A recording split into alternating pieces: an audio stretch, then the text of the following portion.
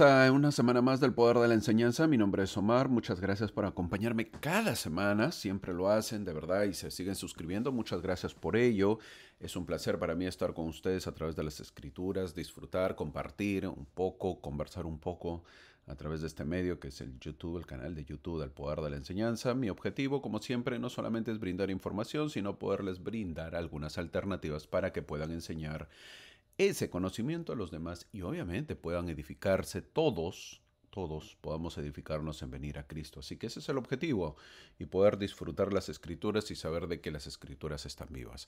Vamos a empezar la clase. Como ya saben, estamos estudiando este año, el año 2025, el cuarto canon de las escrituras que viene a ser Doctrina y Convenios. Lo llamo el cuarto porque empecé con el Antiguo Testamento, luego seguimos con el Nuevo Testamento.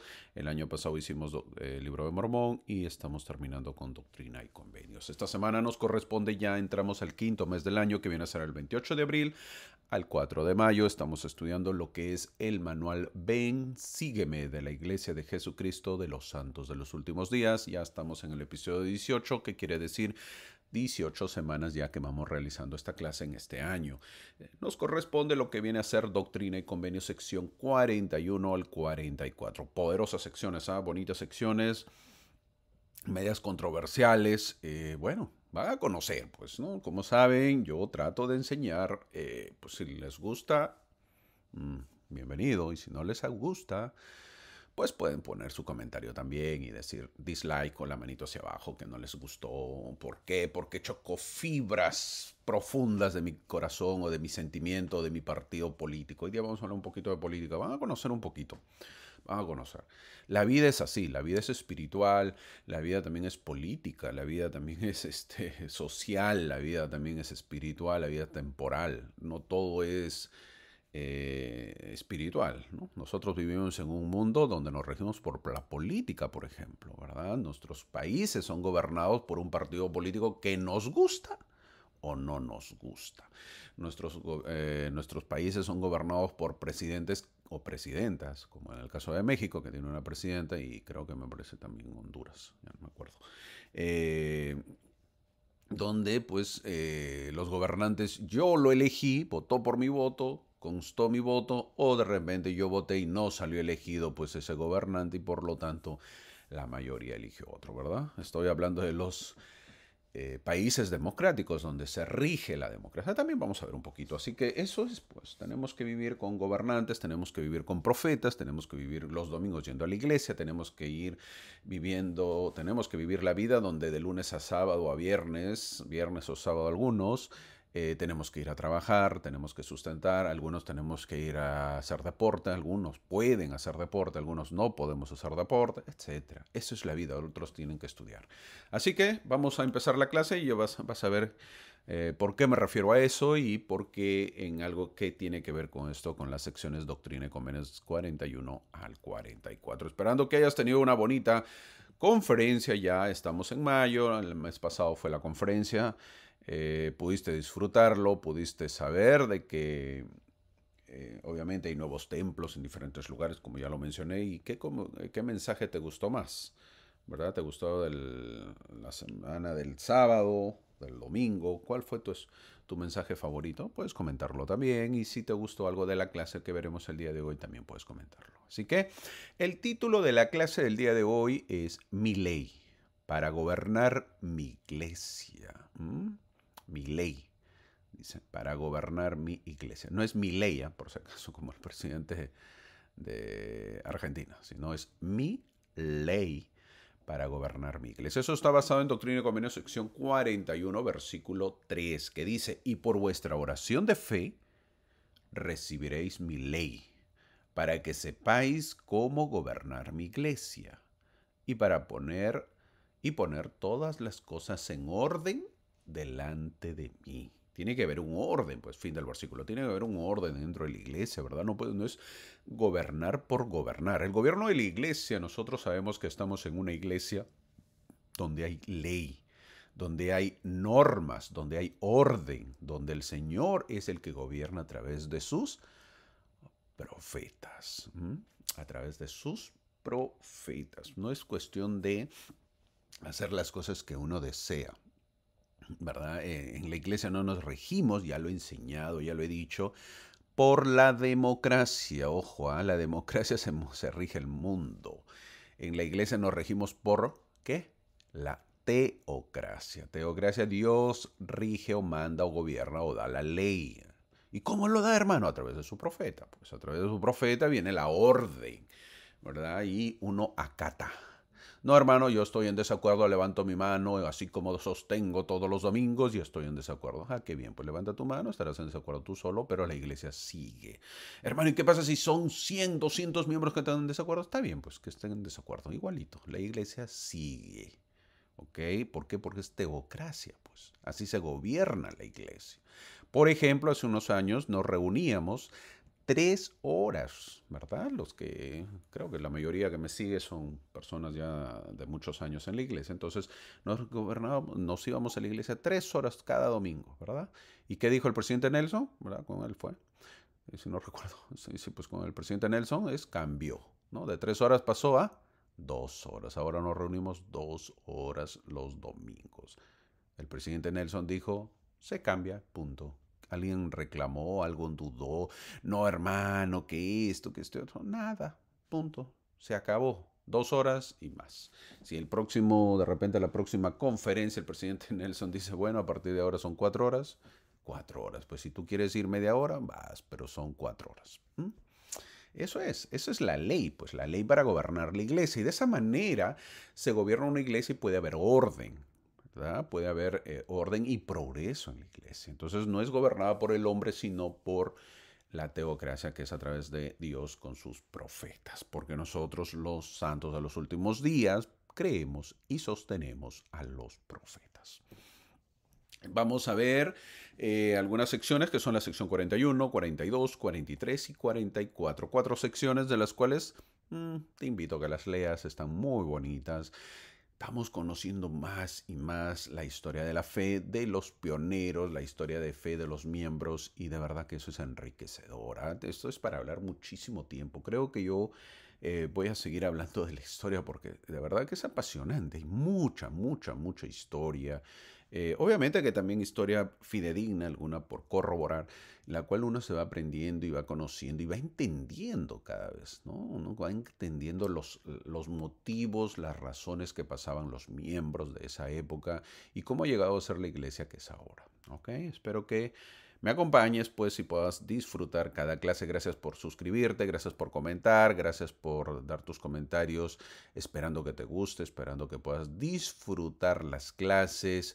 Y obviamente, si vienes con un espíritu enriquecedor para poder aprender, un espíritu dócil que puedas decir quiero nutrirme, yo sé que lo vas a hacer y lo vas a lograr. Pero si vienes con el afán de encontrar errores, de poder encontrar fallas, de poder encontrar y decir o discutir o poder ver las menores incongruencias, obviamente también lo puedes encontrar, pero no te vas a nutrir.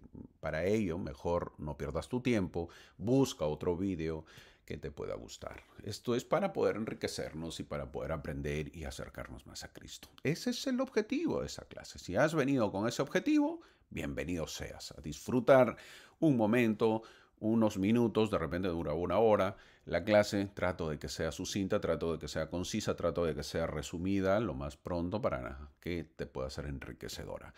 Antes que empecemos la clase es bueno conocer un poco de geografía, es el curso de geografía, para ir entendiendo porque muchas veces menciono nombres de lugares y quizás ni idea pues tú tengas, ¿no? ¿Dónde queda o cómo es? Para ello he puesto el mapa de Estados Unidos, como es en la actualidad, no como era en el año 1830, si no era, pero ahí está, más o menos en la actualidad. Esto nos va a servir para tener una idea de dónde y a dónde se movían o se mudaban.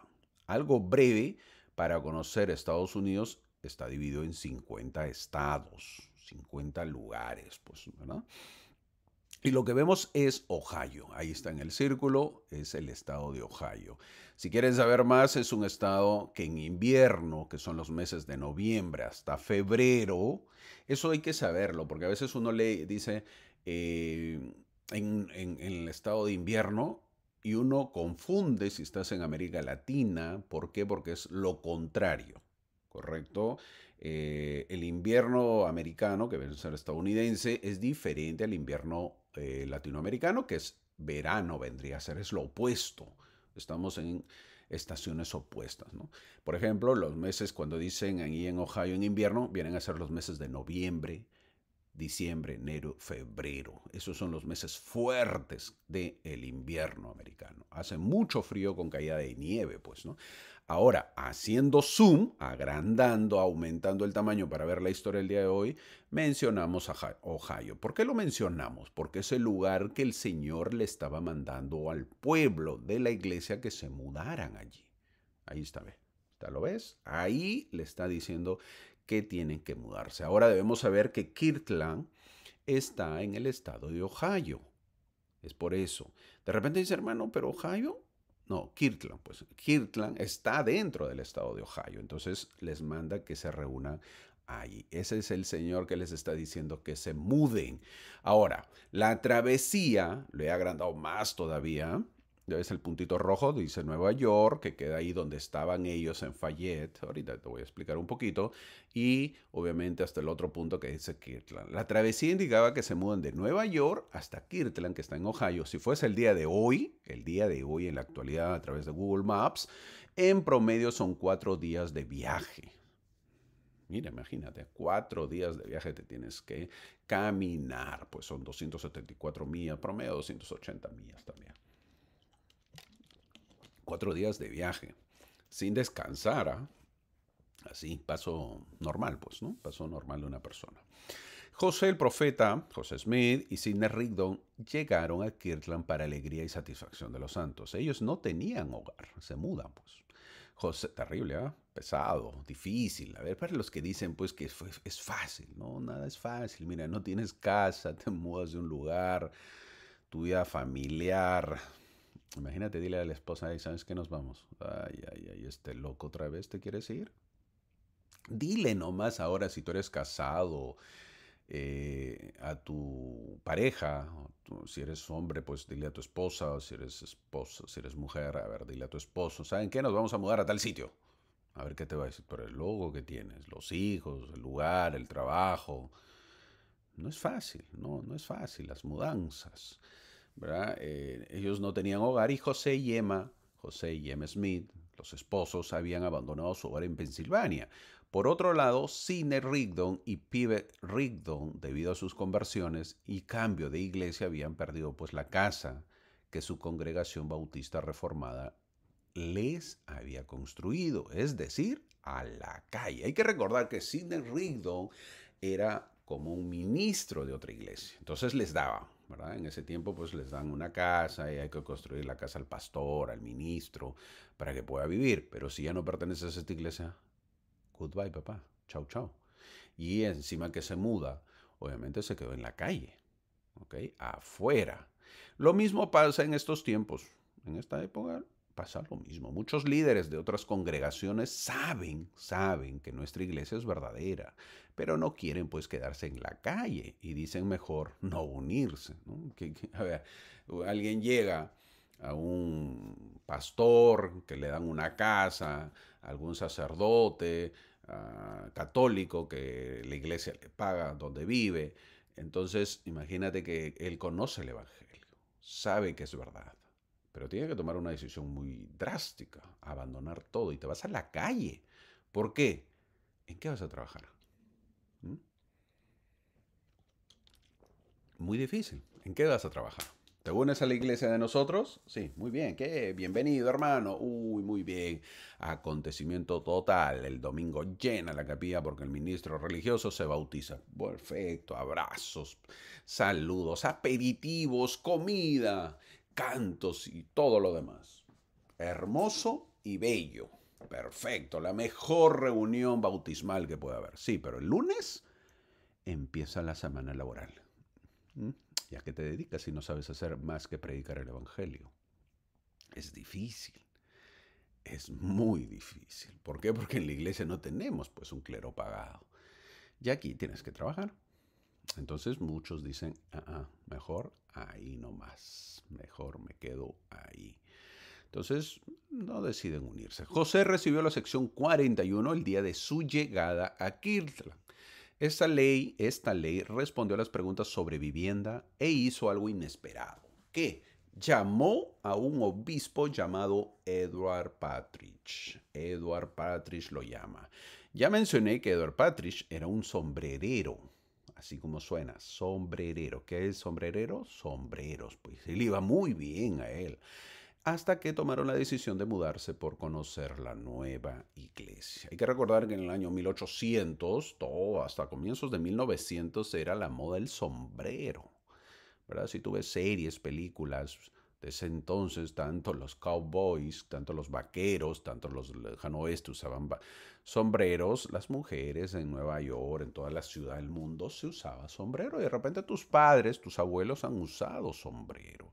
Entonces era la moda. La moda es la moda. Entonces en todo lugar se iban con sombrero. Entonces imagínate que todo el mundo necesita un sombrero. Ya pues no vas a necesitar un sombrero. Ya sabes que había mujeres, por lo tanto se necesitaba ¿cuántos sombreros? 2, 3, 4, 5. A pesar que el varón necesitaba uno nada más, pues la mujer necesitaba varios sombreros. Y Edward Partridge era sombrerero, así se le llama, sombrerero, hacía sombrero, se le iba muy, muy, muy bien. Y él tuvo que dejar eso también y mudarse a la nueva iglesia, por conocer pues la nueva iglesia. Entonces, Doctrina y Convenios es conocida como la sección del llamamiento del primer obispo. Veamos cómo sucedió. Recuerdan que Oliver Cowdery fue llamado a predicar el evangelio. Vamos a retroceder un poquito. Bueno, él era precisamente uno de esos hombres que predicó. ¿Quién? El primer obispo era el que le predicó Oliver Cowdery. Cuando él y sus compañeros llevaron el libro de Mormón a Panesville, Ohio, Edward Partridge reaccionó inicialmente con incredulidad. No aceptó rápido el evangelio, fue incrédulo. Poco después, estoy hablando de cómo su conversión de Edward Partridge. ¿Ok? Llega Oliver Cowdery y lo recibe un poco incrédulo. Poco después, Edward envió a uno de sus empleados, porque pues le iba muy bien en el negocio, entonces tenía empleados. Edward le envía a uno de sus empleados a buscar un libro de Mormón de Oliver y sus compañeros misioneros. Anhelando la verdad, Edward partió hacia Nueva York para entrevistar a José Smith y regresó a Ohio tras ser bautizado por el propio profeta. Es decir, ¿qué sucede? Que él quiere conocerlo al profeta, saber un poco más, tiene los medios para hacerlo, va y regresó bautizado. Es decir, se convenció y aceptó la nueva iglesia. Así regresó ya, tranquilito, regresó miembro de la iglesia.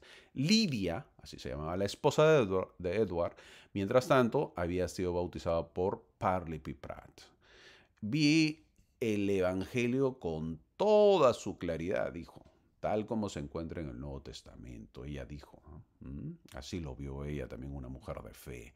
Y también supe que ninguna de las sectas de la época enseñaba estas cosas. Así dijo la esposa de Edward Partridge, la esposa de Edward Partridge, que viene a ser Lydia Partridge. José, Mientras tanto, José Smith recibió las secciones 37 y 38, que mandaban a los santos de Nueva York mudarse a Ohio. Estoy retrocediendo un poco para entenderlo, ¿verdad? En ese transcurso, José Smith recibe la sección 37 y 38 que decían que ya, hey, múdense. Estoy aquí en Nueva York, porque en ese tiempo estaba José Smith allí, y les dice que se tienen que mudar. Y les prometía ahí la revelación de la ley del Señor y una investidura de poder que iban a recibir. José y Emma Smith, mientras tanto, pues si ellos predican la revelación, ellos tienen que mudarse también. Entonces, José y Emma viajaron a Ohio en trineo con Edward Partridge y Sidney Rigdon, quienes regresaban, pues, ¿no? Ellos ya regresaban allí y ahí iban a vivir. La sección 41 es una revelación de un rey, es decir, Dios, con instrucciones sobre cómo edificar su reino. El Señor dice cómo edificar su reino. Es decir, obviamente ustedes se van a formar una iglesia en una nueva ciudad que viene a ser Ohio, Kirtland, Ohio. Por lo tanto, yo voy a dar algunas instrucciones. El obispo Partridge llevaba menos de 2 meses siendo miembro de la iglesia cuando se le pidió que sacrificara todo por lo que había trabajado en su vida y dedicara su tiempo por completo a su nueva iglesia. 2 meses tenía de convertido. Y dice, chau, chau, negocio, te quiero en la iglesia. ¿Cómo decidió actuar conforme a la revelación? Alimentó y vistió a los santos. ¿Y qué hace Eduard? Dejó la fabricación de sombreros. Ahí está, mira, algunos sombreritos he puesto ahí, ¿verdad? Bonitos, pues son de esta época también. Y en esa época habían bellos sombreros también.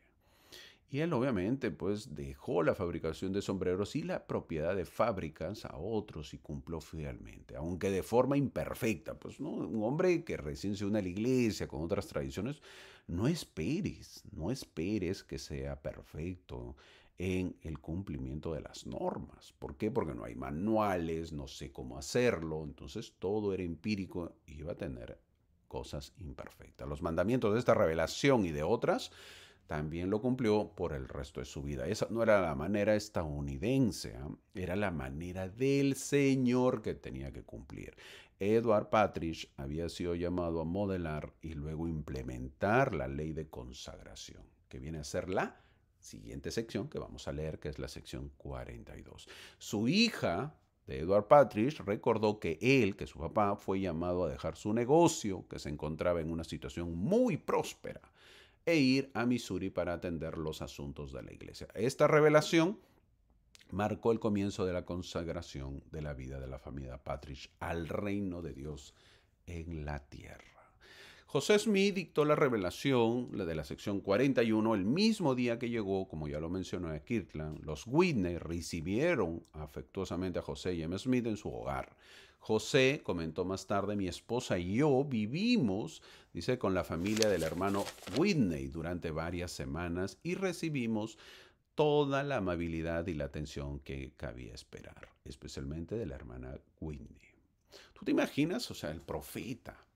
Mira, imagínate cuántas veces ya se está mudando, encima llega a la casa de alguien, vivir en la casa de alguien, por más, hermano, por más que sea una casa hermosa, espaciosa y bonita, es la casa de alguien, no es tu casa. No rentas para vivir en tus cuatro paredes, no, vives dentro de una casa. Por más que no lo pagues, por más que te sientas bien, que sean muy amables, es incómodo, es incómodo. Pero bueno, dime tú, cuánto pesar, dificultad para Emma Smith también como esposa, ¿no? Dice, ¿en qué momento me casé con este loco que me tiene así? Yo que tenía un futuro. Pero bueno, pues así es la vida de la esposa de un profeta. Así es, no es tan fácil. Al describir la situación de los santos de Kirtland, José Smith añadió, la rama de la iglesia en esta parte de la viña del Señor, que había aumentado a casi 100 miembros, se esforzaba por hacer la voluntad de Dios. Con un poco de cautela y sabiduría, pronto, dijo José, ayudé a los hermanos y hermanas a superarlos. ¿Por qué fue? Porque la iglesia crecía mucho, mucho. Entonces estaba en aumento y tenían que tener un líder. El Señor mandó a los santos que construyeran, un hogar para José Smith y su familia. Ya era necesario, pues no, ya construyeme una casita, pues voy a estar aquí, hay bastantes miembros y yo necesito tener una casa, no tengo nada, así que a construir la casa de José, que los mantendría pues entre los nuevos conversos de Kirtland, quienes necesitaban su guía y dirección. Eso es normal. No es nada, nada del otro mundo. Era normal. ¿Qué es normal? Construirle pues la casa al profeta, al pastor, al líder, al ministro. En este caso de la iglesia, de la nueva iglesia. Eso se hacía con los demás pastores, o sea, es una costumbre normal. Si tú te das cuenta, pregúntate dónde tú vives, el sacerdote católico, te estoy poniendo ejemplo, el sacerdote católico, ¿dónde vive? Averiguate. ¿Quién lo paga? Si él no trabaja, le tienen que pagar. Es normal. Un pastor evangélico no trabajan. ¿Eh? Los pastores evangélicos normalmente no trabajan. Por lo tanto, averíguate quién le paga, dónde vive.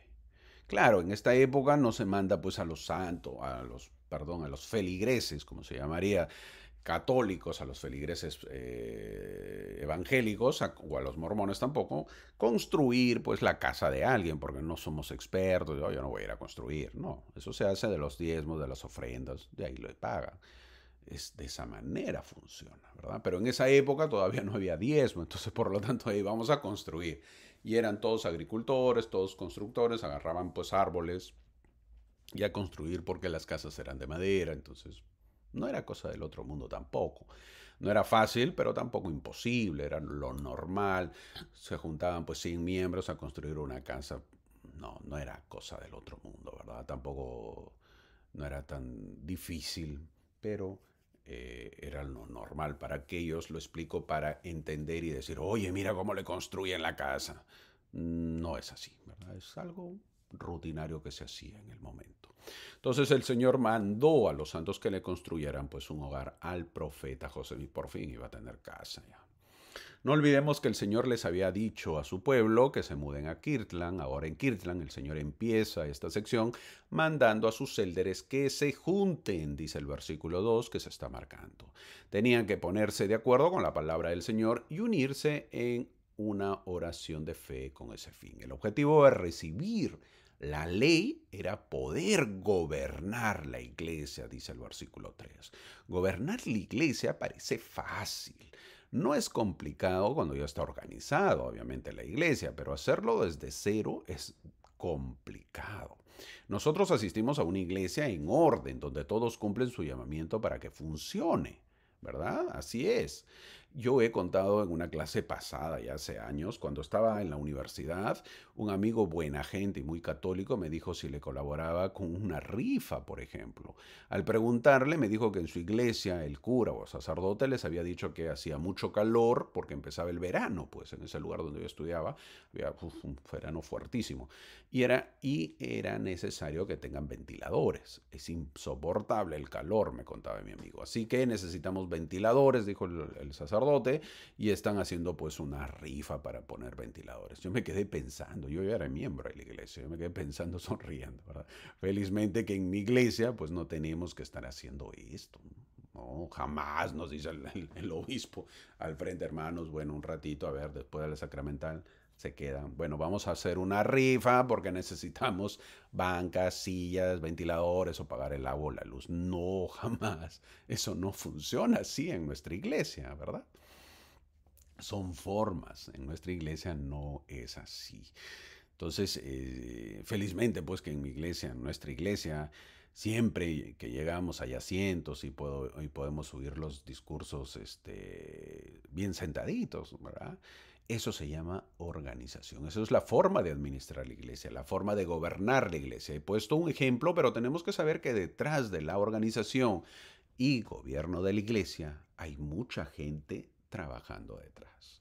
Justo en mi capilla, por ejemplo, hace unos meses atrás no funcionaba el aire acondicionado y era insoportable poder tener reuniones, por lo que lo arreglaban y otra vez se malograba, porque decían que como era vieja la capilla, que tenía más de 20 años, no encontraban las partes, decían, para poder arreglar. Era algo ilógico, pues. Y justo llegó una autoridad a visitarnos, les comento, ¿verdad? Y era consejero del obispado presidente de la iglesia. No sé si saben, pero yo les informo. Les chismeo, pues para que sepan.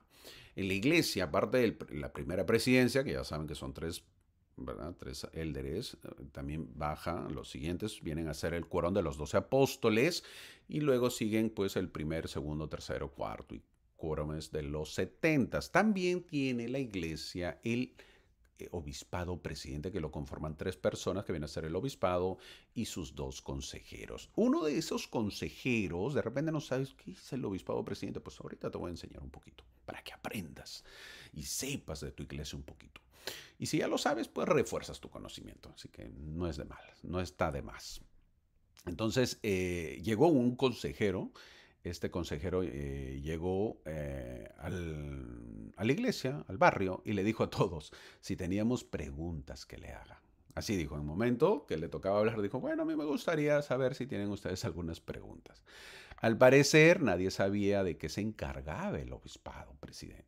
Por lo que los miembros empezaron a preguntar diversos temas, ¿no? Siempre salen algunos temitas, ahí le empezaban a preguntar. Hasta que se le preguntó que explique de qué se encargaba su llamamiento. Era más lógico, pues si no sabes, pregunta nada más. Entonces, hey, hermano, disculpe, usted es consejero del obispado presidente? Sí. ¿Qué hace usted? ¿Qué se encarga? ¿Qué es el obispado presidente? Explique un poco aquí a los feligreses qué es lo que él hacía y dijo que se encargaba, para que sepan, de velar por toda la parte física de la iglesia, es decir, los templos, las capillas. Y en ese momento, ojo, eso es a nivel mundial, la parte temporal se carga el obispado presidente. Por ejemplo, el día que el profeta dice, bueno, vamos a usar un templo ahora que han anunciado nuevos templos. Felicitaciones a todos los lugares, países que van a tener nuevos templos. Entonces el profeta dice, bueno, en tal lugar, en tal país, vamos a tener un templo. Eso indica pues mover cantidad de gente que se encarga el obispado presidente que da el dinero. El obispado presidente tiene que buscar el lugar, dar la parte monetaria, los dólares, en otras palabras. Sino de dónde sale el profeta. No dice, hey, sí, a ver cuánto va a costar. No, muy caro. No, no, no. Eso es toda una gente que tiene el obispado presidente. Pues no tiene arquitectos, tiene que... Se mueven mucha gente, muchísima gente. Del primero, la gente, los líderes locales donde se va a poner el templo, tienen que dar lugares, terrenos, más o menos ver y sustentarlo, esos lugares que, pues, que no, que los alrededores por lo menos sea habitable, que en los lugares que por lo menos también sea una zona céntrica para que la gente pueda llegar, tenga accesos. Imagínate, en un monte no lo puede hacer, ¿cómo llega la gente? Nadie va a poder llegar al templo. Entonces tiene que construir la carretera y la carretera no puede construir la iglesia. La carretera se encarga de que construya pues la ciudad, ¿no? El país. Entonces cosas así. Tiene que ponerlo en un lugar, tiene que ver pues que sea de un dueño para que se compre ese dueño, no tiene que estar en litigio porque la iglesia no se va a meter en litigios, en problemas de abogados. Tiene que darle la autorización porque no todos los lugares tú puedes construir un templo. ¿Verdad? De repente es zona arqueológica, de repente es una zona de patrimonio, etcétera. Entonces todo eso se tiene que ver y luego llega la autoridad y dice a ver qué tipo, cuál es el lugar, cómo se construirá el templo, el arquitecto. Uf, son varios pasos que pasan hasta que se autoriza y obviamente y luego ya llega pues la primera presidencia y hace la palada inicial, etcétera, ¿verdad? Así funciona, para que lo sepas, no creas que es tan fácil y sencillo. Pero bueno, este hermano entonces se encargaba de decir que de eso se encargaba, pues, ver la parte física y tanto de las capillas, de los templos. Lo mismo toda la parte temporal. Y en ese momento, otro hermano le dijo, pues, que nuestra capilla sufría del aire acondicionado y no podían arreglarlo. Este consejero del obispado dijo a quiénes tenían que llamar para que se solucione. Y dijo tomar nota. ¿Y qué creen que pasó? A ver, ¿ah? ¿Qué creen que pasó? Pues se solucionó, pues, y disfrutamos hasta la fecha de aire acondicionado. Por cierto, esto aplica a todos los países del mundo. Hay personas encargadas del funcionamiento de nuestras capillas. Sí, siempre hay. A veces se malogra el desagüe, el agua. Todo eso siempre hay los custodios de las capillas. La iglesia tiene personal que tiene que supervisar las capillas, el funcionamiento, los, las autorizaciones, pagar a las comunidades, a las zonas, a los lugares, las autorizaciones para que funcionen la capilla. Todo eso hay que pagarlo. Alguien se encarga. Un consejo que doy, si eres líder, jamás digas, por cierto, me aparto de esto, un consejo que te voy a dar, lo que hizo esta autoridad, el obispado presidente, a veces lo hacen algunas autoridades ya cuando llegan. Te lo digo porque tengo años ya en esto, he visto. Pero si tú, mi amigo, eres un líder nuevo y quieres y te asignan dar un mensaje o dar una capacitación a un barrio o a una organización, yo te voy a dar un consejo. Jamás, toma nota, una vez más, 5 letras. Jamás digas que hagan preguntas libres. No lo hagas. Te la vas a jugar. No lo hagas. Es mejor elegir un tema y basarse en ese tema. ¿Por qué? Porque cuando dices, a ver, que hagan preguntas libres, uy, no sabes lo que te viene. Mejor no lo hagas. Yo te aconsejo que no, salvo ya que seas un hombre de muchísima experiencia. Pero mejor no lo hagas. Bueno, entonces eso pasó y eso obviamente que indica que en esta iglesia hay orden. Luego dice en el versículo 5, el que recibe mi ley y la guarda, tal es mi discípulo. No es solo la pertenencia a la iglesia lo que Cristo pide. Tampoco es solo leer las escrituras ni pagar el diezmo. Lo que cuenta es la obediencia de todo corazón y la fidelidad de corazón. Nosotros, la pregunta es, ¿le somos fieles? ¿Lo defendemos? Es decir, ¿nos consideramos parte de su familia, de su iglesia? Tenemos que ser los hijos del reino. Así nos tenemos que considerar. En la actualidad en nuestra iglesia hay los activos. ¿Qué más? Los menos activos y los inactivos. Aunque no quieren, pues, ¿verdad? No quieren que se les llame así, pero son los inactivos, los que nunca vienen, pues, ¿o no? Te hago la pregunta. Aquí viene una pregunta. Si pidieran en la actualidad vivir la ley de consagración en la actualidad, como la iglesia en esos tiempos que estaba José Smith, que estaba a punto de recibir, ¿sería justo que se cosecharan las recompensas de la consagración de los miembros fieles? Es decir, la cosecha de la recompensa de la consagración se ha dado a todos, a los fieles, a los menos activos, a los inactivos. Puesto que Sion es una comunidad de santos que tienen un solo corazón y una sola mente, que moran en la justicia y no tienen pobres entre ellos, ¿cómo se haría con los menos activos o con los inactivos? ¿Cómo se haría? No se podría establecer la Sion. ¿Cómo? ¿Cómo, hermano? ¿Qué? ¿No se podría? ¿Qué está diciendo usted? Así como escuchas, no se podría establecer Sion en la actualidad. ¿Y por qué? Porque Sion no es una sociedad pluralista. Sion tendrá un solo corazón. Porque Sion tendrá un solo corazón y una sola mente en estos aspectos esenciales, y habitará en la justicia según una sola ley, que viene a ser el corazón y la mente del Salvador, que es la ley de la iglesia. El mundo en el que vivimos es pluralista, es decir, que cada quien hace lo que desea. En Sion no se puede hacer lo que se desea. Un ejemplo, en mi barrio hay hermanos que van a pie, a duras penas. Hay un hermano que va en su moto, hay un hermano que va en un Tesla. Hay un hermano que va en un carro que lo está pagando. Hay un hermano que cambia de carro. En una Sion no sería así. No, pues. En el mundo que vivimos sí es pluralista. Yo elijo, pues. Yo mañana me quiero comprar un carro, quiero rentar un carro, me voy en Uber, me voy a pie, me voy y tomo mi bus, etcétera.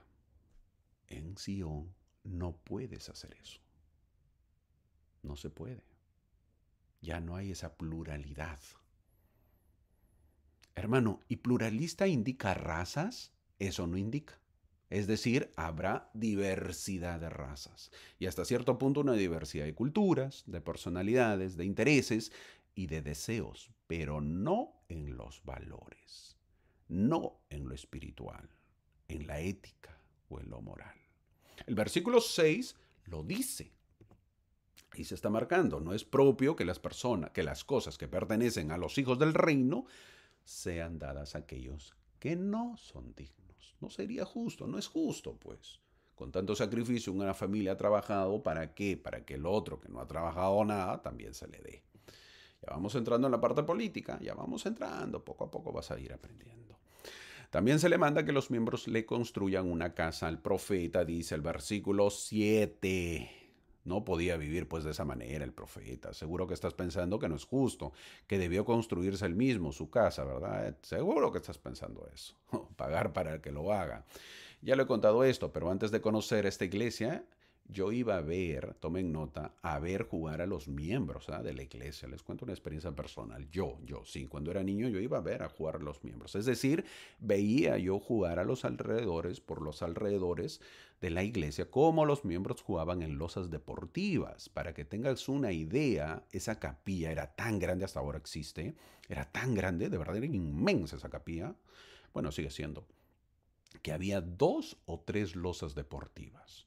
Y con mis amigos mirábamos cómo los miembros, los mormones, jugaban y pensaban que yo pensaba pues que algún día yo estaría dentro. Luego que fui miembro de la iglesia, vi los carros de los misioneros y sobre todo la camioneta del presidente de misión. Era para mí, pues, se me caía la quijada, ¿verdad? O sea, mira, mira esta etapa. Cuando yo no era miembro, lo miraba a todos los que jugaban dentro de la iglesia y yo decía, algún día seré miembro y estaré ahí. Me uní a la iglesia, luego miraba, cuando ya fui miembro de la iglesia, luego llegaba a los misioneros, llegar en carros. Y vi pues una Toyota Land Cruiser. En esos tiempos esas Land Cruisers eran inmensos esos carros. Entrando el presidente de la misión, yo decía, wow. Un hermano me dijo que eso es de la iglesia y que en algún momento lo podríamos usar nosotros porque está al servicio de los miembros. Cuando ya yo fui misionero, pude usar los autos y la camioneta de la misión. ¿Mm? Mira cómo es, ¿verdad? Hasta que, como ha ido evolucionando, se puede decir. A veces pensamos que los líderes no deben tener nada. No, hermano, austeridad, que deben ser austeros. Pero no pensamos que en la iglesia los llamamientos pueden ser para cualquiera. Es decir, que la bonita oficina del obispo, ¿te gusta la oficina de tu obispo? Bueno, pues en algún momento puede ocuparla tu hermano, tu hijo, tu esposo. En esta historia que estamos contando, el profeta necesitaba una casa. ¿Dónde iba a vivir? ¿Dónde iba a traducir? Una persona no puede vivir así de un lado a otro, así que todos, mandamiento, todos a construir la casa del profeta. Y en el versículo 9 se llama el primer obispo de la iglesia, que viene a ser el elder Edward Partridge. Él viene a ser el primer obispo de la iglesia. ¿Qué clase de persona era Edward Partridge? Para conocerlo, las primeras revelaciones se refieren a él como un hombre sin engaño y lo elogian por la integridad de su corazón. Era un hombre muy bueno, muy bueno. El mandato que recibe también es de que deje su comercio para dedicar todo su tiempo al servicio de la iglesia. Como ya lo he mencionado, él era sombrerero, son los años 1830, así que todos usaban sombreros y el negocio pues era muy próspero, le iba muy bien. ¿Te imaginas dejar su negocio próspero para dedicarse a la iglesia? ¿Mm? El Señor le recalca en el versículo 11, porque su corazón es puro, es semejante a Nataniel, le dice que no hay engaño, le dice en el versículo 11. ¿Recuerdan a Nataniel? Ya te olvidaste. ¿Quién es Nataniel, hermano? Caliénteme el cerebro un poquito. Ese nombre se menciona en el Nuevo Testamento. Si ya lo olvidaste, es el que mencionó la famosa frase: de Nazaret, ¿puede salir algo de bueno? ¿Te acuerdas de esa frase? Bueno, pues eso lo pronunció Nataniel. Y Jesús dijo de él: he aquí un verdadero israelita, en quien no hay engaño. Acerca de este hombre es comparado a Edward Partridge. Es decir, un buen halago recibe Edward Partridge. Esa es la enseñanza para nosotros, también ser como Nataniel. Poderoso versículo que obviamente lo comparan a Edward Partridge. Y así termina la sección 41. Entramos a la sección 42, conocida como la ley del Señor.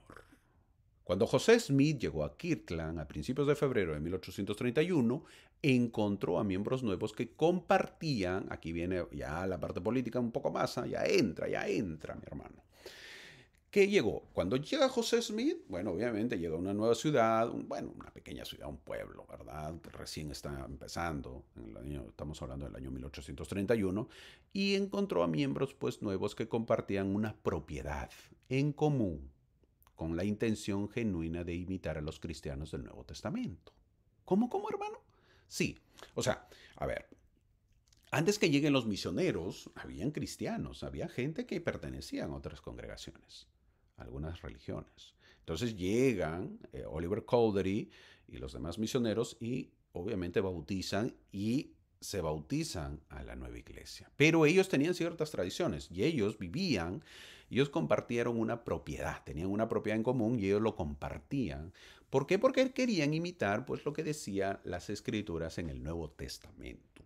¿Dónde dice eso, hermano? En Hechos capítulo 4, versículo 32 al 37. El Señor hizo algunas correcciones y aclaraciones importantes sobre ese y otros temas para que no haya confusión.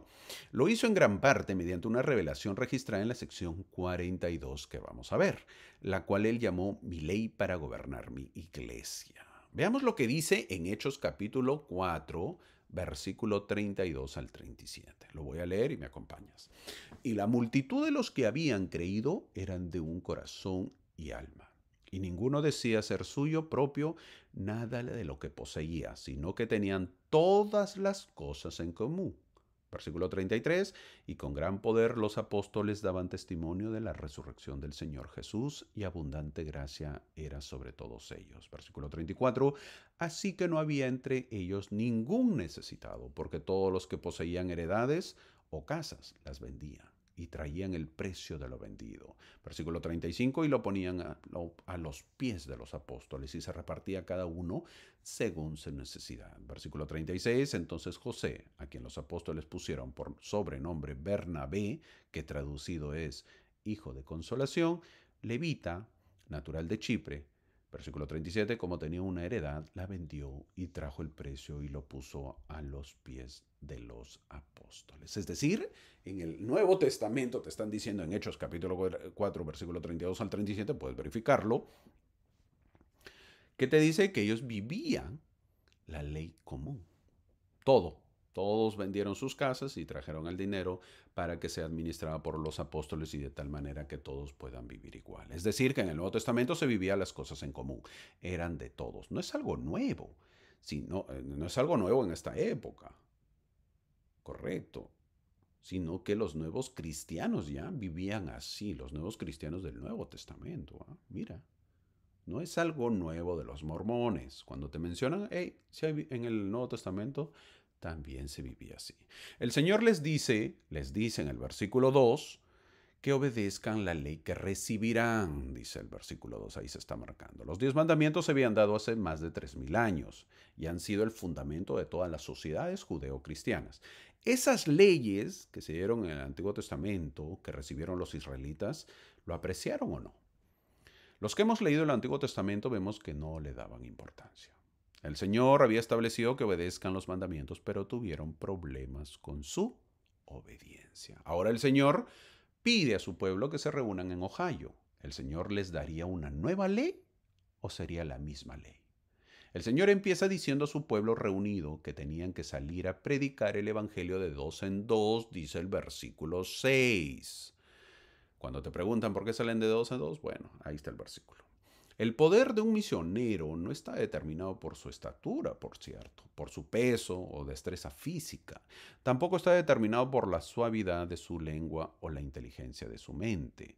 Sin embargo, está determinada por su receptividad al Espíritu y su disposición a escuchar sus impulsos. El misionero debe ser enseñado y guiado por el Espíritu, y debe enseñar por el Espíritu, y ese poder es el que convierte a la gente. También dicen que salgan de dos en dos, dice. Es decir, porque hay la necesidad de dos o más testigos. En general, dos mentes son mejores que una mente, ¿verdad? Obvio que también es una protección para los jóvenes misioneros salir de dos en dos. También se menciona en el versículo 8 de que vayan a las regiones del oeste. Una vez más, vayan al oeste. Recuerden que están en Nueva York y les dice siempre que vayan al oeste, que viene a ser Kirtland, Ohio. Pero hermano, acá ya están en Kirtland, Ohio. Sí, pero siempre la meta es ir al oeste. Mira, ¿allá llegaron al oeste? No. O sea, han llegado a la mitad del oeste, pero sigue el Señor diciendo vayan al oeste. Poco a poco el Señor impulsa a su pueblo a ir al oeste de los Estados Unidos, donde sería ya su centro, donde queda Utah. El Señor deseaba reunirlos en la ciudad de la Nueva Jerusalén, dice el versículo 9. También les dice que tenían que salir ordenados por alguien que tenga la autoridad. Esa es la diferencia con otras congregaciones. La autoridad que tienen nuestros jóvenes misioneros, pues esa es la diferencia, que salgan con autoridad. Todos los que han sido ordenados al sacerdocio en la iglesia lo han recibido a través de una cadena que los une a las ordenaciones de José Smith bajo las manos de sus siervos celestiales de Dios. El versículo 12 menciona el Señor y detalla específicamente lo que quiere que se predique y se enseñen los principios del Evangelio. Ahora, en este versículo 12 se desprende claramente que no se nos llama a predicar las filosofías de los hombres mezcladas con las escrituras, o nuestras propias ideas o los misterios del reino. Ni se nos llama a presentar una nueva doctrina. Eso no podemos estar enseñando. O sea, cuando uno va a predicar el Evangelio, hay que tener cuidado. ¿Qué voy a predicar? ¿Qué voy a enseñar? Hay un orden. Claro, no puedes llegar y enseñar lo que tú desees o lo que se te antojó. No, mi amigo, hay un orden para enseñar. Eso lo hará el presidente de la iglesia. Pero debemos apegarnos a los principios básicos fundamentales del Evangelio. ¿Y cuáles serán los libros bases que prediquen la Biblia y el libro de Mormón?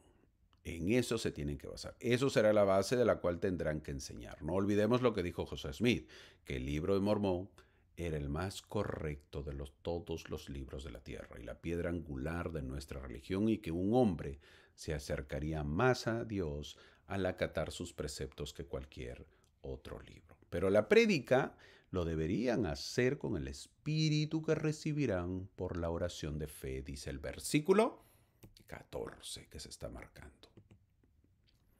Cuando salimos al mundo a proclamar el Evangelio de Jesucristo, muchas de las personas a las que enseñamos tienen mucha más educación, muchas veces tienen más educación formal que uno, que los misioneros.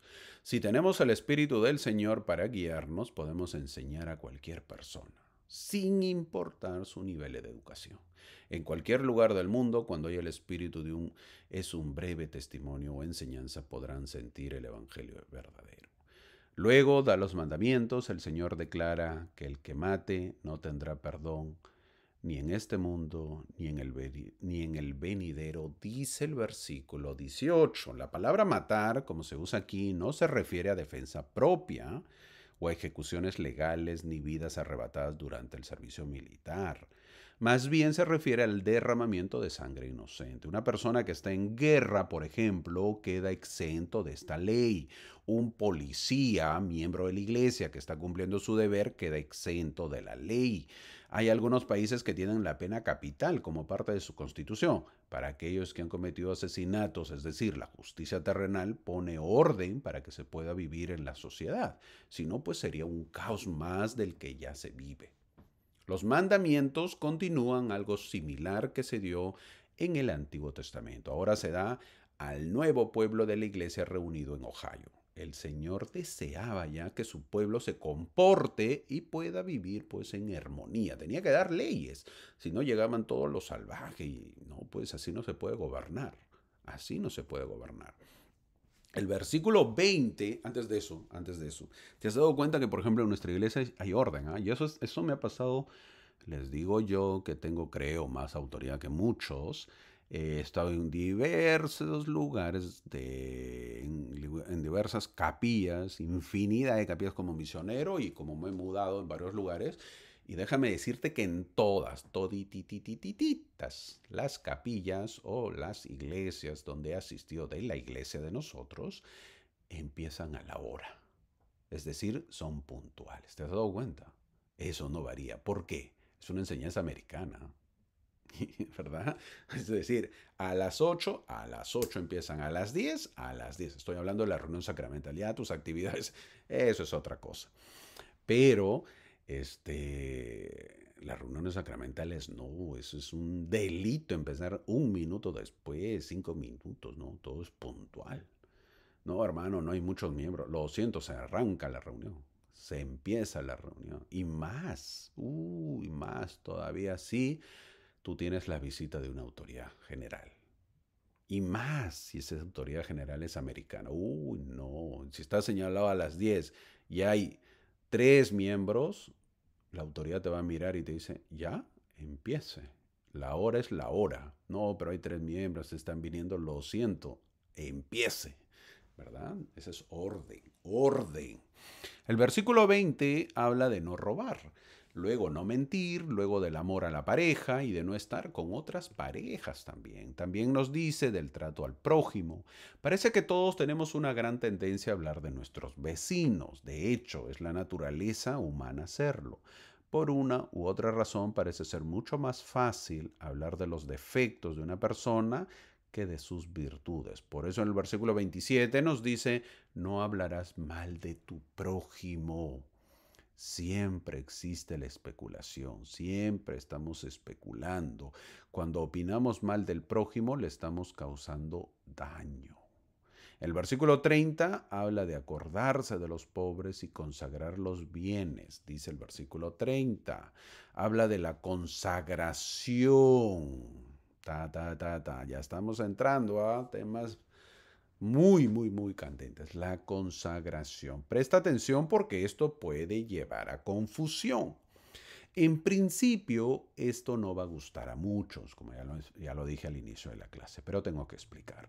La consagración significa dar todo lo que poseemos o podemos poseer a la Iglesia de Jesucristo de los Santos de los Últimos Días para administrarlo a los pobres y necesitados y para edificar Sion, la nueva Jerusalén. ¿Mm? ¿Tomaste nota? Te lo repito. ¿Qué significa la consagración? Dar todo lo que poseemos, lo que es tuyo, o vas a poseer a la Iglesia de Jesucristo de los Santos de los Últimos Días. ¿Para qué? Para administrarlo a los pobres y necesitados. Hermanos, si yo soy pobre, bueno, entras ahí también tú. Y para edificar Sion, la nueva Jerusalén. Hace años, te cuento una anécdota. Hace años yo vivía en una casa alquilada. Bueno, por cierto, cuando fui misionero. Y vivíamos pues en una casa alquilada. En realidad no era la casa alquilada. Sí, pues no era una casa, ¿verdad? Era una habitación, pero la habitación era muy grande. Y solamente vivía una persona mayor, una persona de 75 años. Una señora ya mayor. Y ella era fielmente devota, católica, 200%. Muy católica la señora. Muy buena persona, buena gente, y ella nos alquiló porque nos vio buena gente también y todo. En una conversación que tuvimos con ella nos preguntaba siempre el Evangelio y le hablábamos y nosotros queríamos convertirla, pero la hermana no daba su brazo a torcer. Por lo tanto, en una pregunta, obviamente hablamos del mundo de los espíritus y ella nos hizo preguntas porque ella no era casada, nunca se había casado.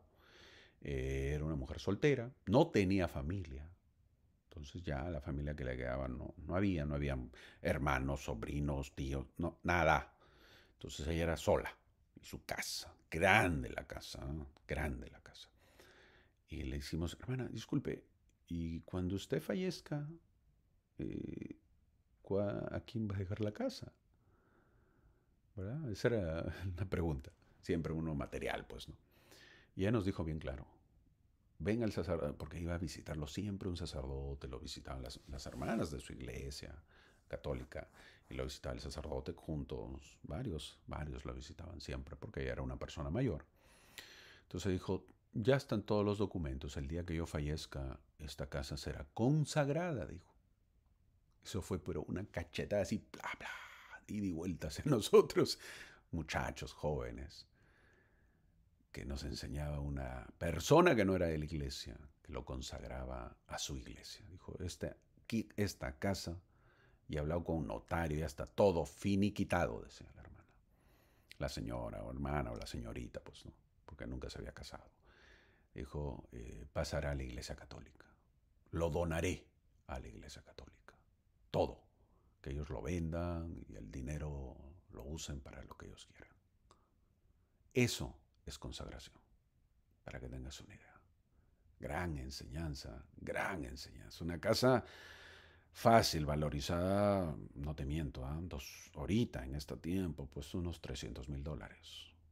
Fácil, en el lugar. En el lugar que estaba, 300,000. No bajaba de ahí a más todavía de repente. Pero bueno, voy a poner $300,000 consagrados. Eso es la consagración. Solo aquellos que están dispuestos a dar todo al Señor son dignos de recibir todo del Señor. Un momentito, hermano. ¿Cómo dice? Darlo todo, seguro. ¿Sí? Así como escuchas. Así como escuchas. Bueno, si no has ido al templo, quizás no lo sepas, pero si has ido o vas seguido, debes ya saberlo. ¿Ah? Y si no lo sabes, bueno, pues la próxima vez que vayas, presta más atención porque ahí se menciona. Todos los miembros de la iglesia que han ido al templo han hecho convenio de vivir la ley de consagración. Aunque en la actualidad la iglesia exige que se viva solo la ley del diezmo, para ello revisa la sección 119 que hablaremos después, que lo veremos en unos meses. En esta época tenemos que vivir por ahora la ley del diezmo. Aquellos que tienen dificultades para vivir la ley del diezmo, que hay que dar solamente el 10% al Señor, sin duda vamos a tener más dificultades para vivir la ley de consagración. Que la ley de consagración es dar el 100% al Señor. Estos bienes debían ser dados ¿a quién? Al obispado, dice el versículo 31. No olvidemos que el Señor, no olvidemos que se menciona en cuarto de Nefi capítulo 1 versículo 3 en el libro de Mormón y en Hechos capítulo 2 versículo 44 en el Nuevo Testamento. ¿Qué dice? Todos los que habían creído estaban juntos y tenían en común todas las cosas. Algo nuevo no es. Ya se estaba haciendo en el Nuevo Testamento también. Fue esta idea, la de la propiedad común, la que había traído a algunos al rebaño de Signer-Rizo. Esa propiedad común ya lo vivían los cristianos cuando José Smith llegó. Ellos habían estado operando bajo un sistema llamado acciones comunes, así lo llamaba, en el que cualquier cosa que fuera de tus vecinos se consideraba también tuya. Vuelvo a repetir, Oliver Cowdery cuando llega encuentra unos cristianos. Cristianos, ¿por qué lo digo cristianos? Porque creían en Cristo, a su manera. Ellos tenían algunas leyes, habían puesto sus leyes y le llamaban las acciones comunes. ¿Por qué? Porque todo lo que ellos tenían, la propiedad común, ellos lo compartían. Entonces cuando llega José Smith tiene que poner orden en la nueva iglesia. Así se va a vivir. Ellos seguían con su costumbre. Abrazaban la fe, creían en el libro mormón, se iban a la iglesia, pero ellos tenían su propiedad común todavía, estos nuevos miembros. Entonces la pregunta era, ¿esto está bien o está mal? Ellos decían que estaba bien. ¿Por qué? Porque se basaban en las escrituras. Ya lo mencioné en Hechos capítulo 2, versículo 44, ya mencioné Hechos capítulo 4, versículo del 32 al 37. Ellos decían que los primeros miembros del Nuevo Testamento pues vivían así, entonces ¿por qué no imitarlo? Esta idea había atraído a algunos individuos perezosos también y holgazanes que pensaban aprovecharse con el trabajo de los demás. Siempre hay esos, ¿verdad? Siempre. Dice, a ver, el hermano tiene más, debe darlo, y yo que tengo menos, doy menos y compartimos. Al final gano yo. Claro, yo no tengo nada, comparto mi colchón viejo y el hermano que tiene pues 10 camas, al final gano yo. ¿Por qué? Porque ahí van a ir a vivir mis hijos. ¿Verdad? Eso es lo que se piensa. La ley de consagración, ahorita te voy a explicar, presta atención bastante esto porque es importante. La ley de la consagración bajo el sistema del Señor debía funcionar de manera muy diferente. Todo lo que un individuo recibiera era de su propiedad. La propiedad podía considerarse suya, pero como era sagrada, al haber sido consagrada, no podía utilizarla para ganar dinero. He ahí la diferencia. Cualquier exceso debía guardarse en el almacén del Señor, dice el versículo 34. Por cierto, tenías que saber que esto era algo serio, porque si no obedecías los mandamientos y pecabas, serías expulsado y no te devolvían a lo consagrado, dice el versículo 37. O sea, perdías todo. Ya no había marcha atrás, no, que ya me voy, devuélveme. No, pues tenía que ponerse un orden. Muy difícil era, muy complicado. Y tú que has ido al templo, has levantado la mano en sostener la ley de consagración. Así que prepárate para vivir esa ley, la ley de consagración. Te voy a explicar ahora, viene la parte política. Mira lo que dice ahí, mira este dibujito, esta foto. Voy a hablar de un tema que quizás no te guste, pues no guste a algunos, ¿verdad? A algunos sí les va a gustar porque para algunos va a ser novedad, para algunos esto va a decir, ¿qué cosa, hermano? ¿Y de dónde sacó esa foto? Ahorita te cuento. Voy a mostrar esta foto, quizás no sepas qué es, pero ahí se lee. Control de ventas para productos alimenticios. Esta libretita es la famosa libreta de racionamiento. ¿Qué es esto? Bueno, te explico. Esta es una libreta donde se le entrega a cada jefe familiar. Es decir, en tu hogar son papá, mamá y 3 hijos. Bueno, esta libreta son para 5 personas, ¿no? Papá, mamá y 3 hijos. Vamos a suponer, esta libreta son 5 personas. Ya está. Si tu familia son 2, pues para 2. Con esta libreta vas a la tienda y podrás comprar 5 panes, porque son 5 hijos, pues son 5 personas en total.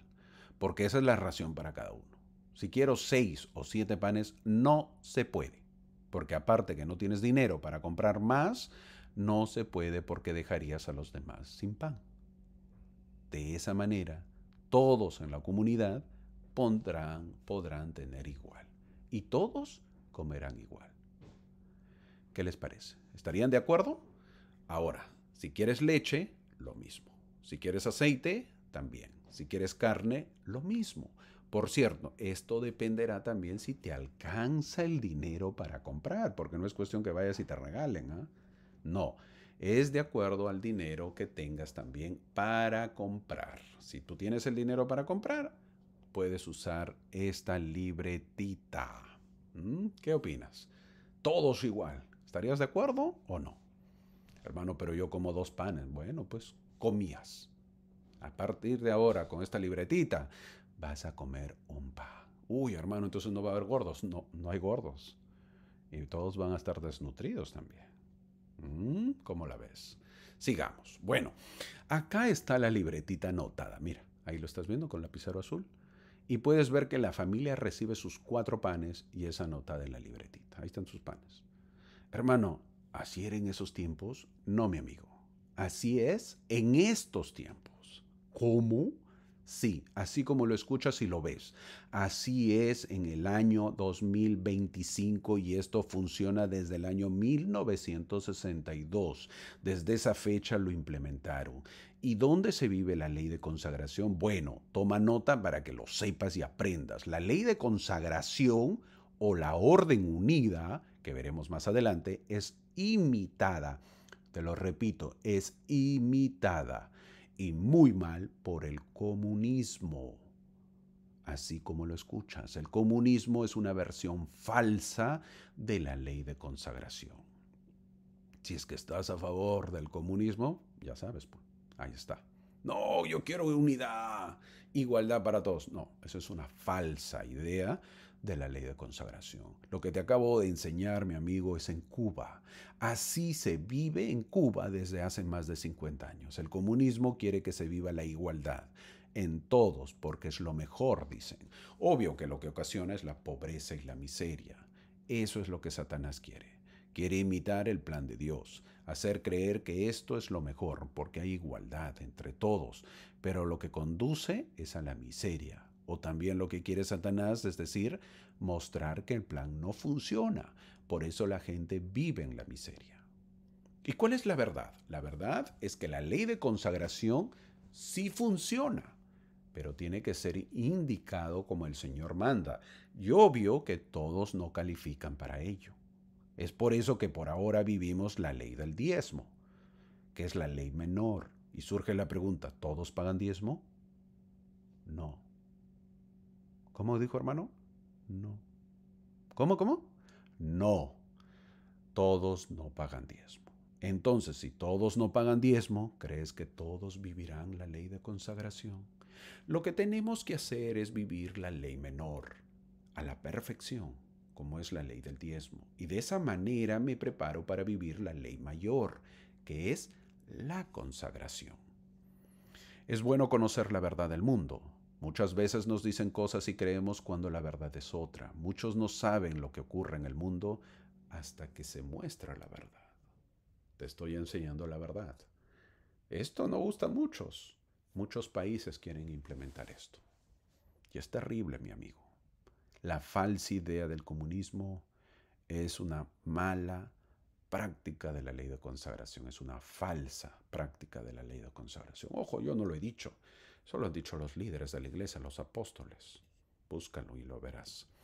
El Señor sigue aconsejando que no seamos altivos, que dejemos el orgullo en el versículo 40 y que nuestra vestimenta sea sencilla, así como no ser ocioso, dice el versículo 42, ningún miembro debe desear o tratar de trasladar voluntariamente la responsabilidad de su propio mantenimiento a otro. Después de recibir la ley o revelación anterior, los élderes salieron a proclamar el arrepentimiento según el mandamiento y se añadieron miembros a la iglesia. El obispo Edward Partridge visitó la iglesia en sus diversas ramas. Él iba de un lado a otro y hubo algunos que no quisieron recibir la ley. Lo que deseaban era poder vivir o aprovecharse del trabajo de otros. Siempre va a haber eso. Aprovecharse de los demás. También se les dice que sean curados con hierbas en el versículo 43. Obviamente no había medicina, no había hospitales para las primeras familias pioneras. Las madres tenían que confiar en el Padre Celestial y en las plantas de la tierra para cuidar a sus familias. Esto es obvio. Esto obvio que fortalecido con la bendición de los élderes, quienes les daban sus bendiciones, quienes pondrán las manos para que el Señor pueda bendecir la salud, dice el versículo 44. Luego habla del luto de las personas que pierden a un ser querido, es decir, llorar por las pérdidas sufridas. Es normal llorar y sentir dolor por una pérdida, ¿verdad? Eso es normal. Una persona tiene que pasar un duelo, un sufrimiento si ha perdido un familiar. El versículo 46 dice, los que mueran en mí no gustarán la muerte, porque les será dulce. ¿Es verdad lo que dice este versículo, hermano? Algunos pueden pensar que los buenos hombres y mujeres no van a sufrir días y quizás meses antes de ser llevados, porque va a ser dulce. No van a sufrir, hermano, pero aquí el Señor no dice que no sufrirán el dolor del cuerpo, sino que estarán libres de la angustia y el tormento del alma de los que participarán los impíos.